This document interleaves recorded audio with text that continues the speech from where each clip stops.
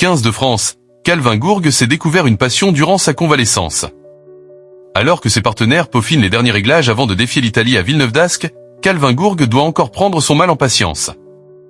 Le centre du stade toulousain, dont l'ascension a été brutalement freinée par une blessure à la cheville lors de l'ouverture du tournoi, ne fêtera pas sa 3e cape ce week-end. Mais si le terrain lui manque, le jeune homme de 20 ans a trouvé une source d'évasion inattendue, les Jeux Olympiques d'hiver 2026. Un spectateur passionné à Marcoussis, revenu dans le groupe des 42 pour la préparation, Gourgue a mis à profit son temps de récupération pour s'immerger dans les exploits des athlètes à Milan-Cortina. Un intérêt qui dépasse la simple curiosité, comme il a confié en milieu de semaine via la Dépêche. Durant ma semaine de convalescence, j'en ai pas mal regardé. Pour lui, l'ampleur de l'événement impose le respect. Les Jeux, c'est tous les 4 ans. C'est un peu comme une Coupe du Monde, finalement. C'est intéressant de voir comment il se prépare pour cet événement-là. Personnellement, je regarde plutôt les Français, peu importe la discipline. J'aime bien découvrir les sports. Le ski de boss, une affaire de cœur.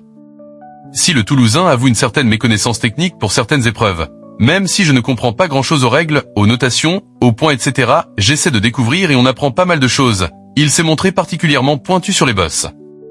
Un intérêt nourri par son entourage personnel et qui a rendu le parcours de l'Ariégeoise Perrine Lafont encore plus vibrant à ses yeux. Le ski de boss m'a beaucoup impressionné. Je repense à Perrine Lafont qui termine 3e et qui profite de la chute de sa dernière adversaire sur le dernier passage. Je l'ai un peu plus vécu parce que ma copine en faisait. Ça prend davantage aux tripes. C'est super pour elle qu'elle ait pu avoir cette médaille, s'est enthousiasmé le jeune international. Admiratif de l'ombre des biathlètes. Au-delà de la performance pure, c'est l'engagement des athlètes français dans ces disciplines parfois moins exposées que le rugby qui a forcé son admiration. Ils gèrent.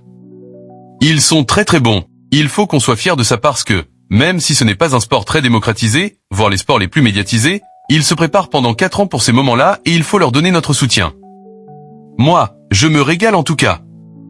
A-t-il conclu, avant de se replonger dans ses propres protocoles de soins pour retrouver au plus vite le maillot floqué du coq.